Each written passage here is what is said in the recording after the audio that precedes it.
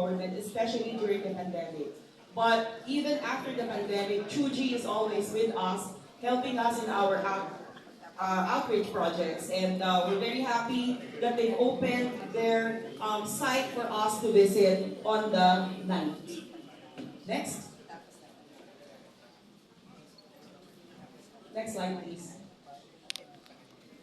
The story about the Chinese Pai Fang history can be found on the beautiful website of Lakbay ng Lakan.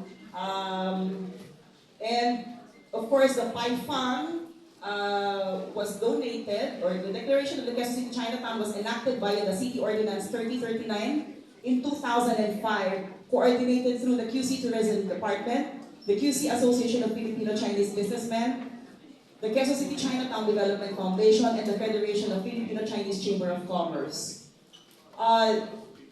This particular article was lifted from the very nice historical article of Lakbay ng Lakan, and it talks about the history of Quezon City's Chinatown and Chinese community in the city. The 2013 QC Chinatown Pai Fang North Arc was installed or were installed along the intersection of Banawe and Quezon Avenue. Next. This is another site that will surprise you, because it started only as his hobby. Now he has opened a museum so that our tourists, our media friends, our constituents, our friends from different places and LGUs, mabibisita na ngayon yung kanyang toy museum along Banawe, corner of Del Monte Avenue. Next.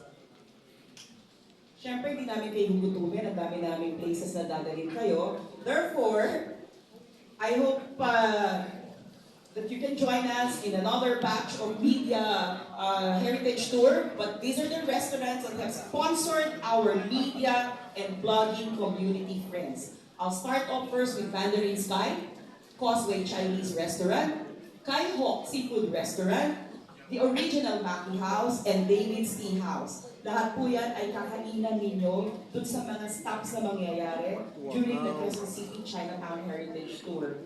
Hindi naman po sinabing heritage stop ay mga edifices lang yung pupuntahan. Siyempre, we want you to explore and experience, tinatawag natin the sights, the sounds, and the flavors of Quezon City. You will certainly experience it here in the Chinatown Heritage Tour. Next. Again, these are the detailed program. Can we just skip this? Performances, I've already mentioned this. Next. Autotelic, and of course, Mr. Jake Cuenca. I'd like again to acknowledge and thank our generous Congressman of District 1, Congressman Arjo Atayde, for giving us Ms. Gretchen Ho. Palakpakan naman natin si Kong Atayde. Last year, siya rin yung kapartner namin, binigay na rin sa amin si Enchong Lee. Tama ba ako, Ms. Weng? Si Mr. Enchong Lee, yung aming host, co-host ng ating female Chinese host naman. And of course, Mr. Stanley Chi, who is also going to be the co-host of Gretchen Ho. Dahil mas gusto namin talaga may Chinoy element itong ating programa. Next. This is the Chinatown, sorry, go back. This is the Chinatown Heritage Bike Tour. I will show you the route later. Next.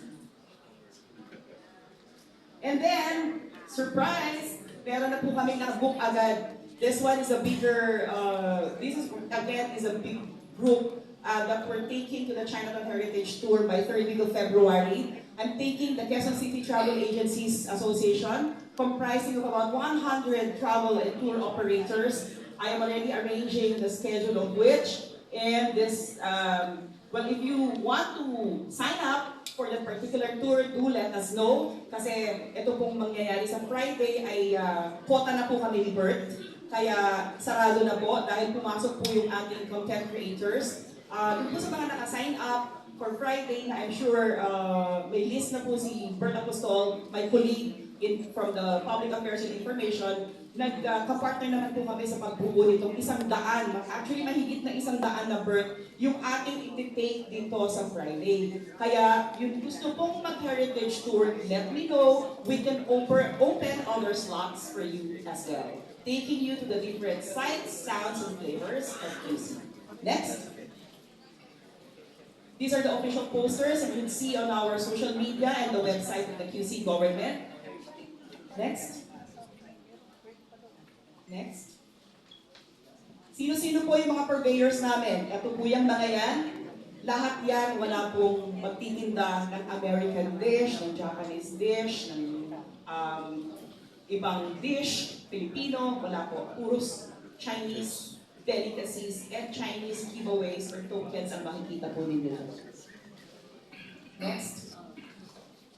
Our confirmed media participants for the Heritage Tour, a total of 41 media companies, pero media companies, not counted yung heads, kaya tayo umakyat ng 100 plus. Next. Followed by our content creators, bloggers, participants for the Heritage Tour.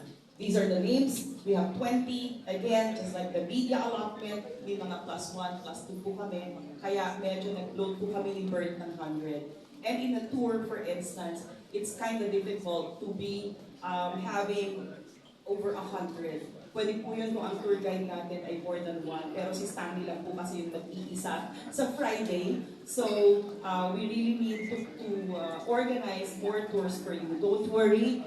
I told the mayor that this is going to be a regular tour and this will be led by the tourism department. Ayusin lang po muna namin yung aming mga schedule because this is the first time that we're launching the Chinatown Heritage Tour. Next.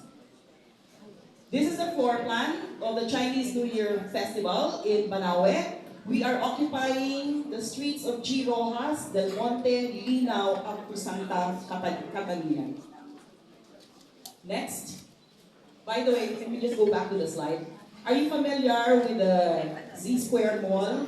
Kapartner po namin dito sa event na to si Z-Square Mall through Mr. Joaquin Co's team, yung Phil-Chai Association. Tinulungan po nila kami na pumayag si Z-Square Mall na maging resting place siya ng ating media partners, sa mga artists. At syempre, kung kailangan niyo mag-toilet, at least it's accessible because the location of the stage is right across Z-Square Mall. Next. Ito na yung float parade. I will turn over the...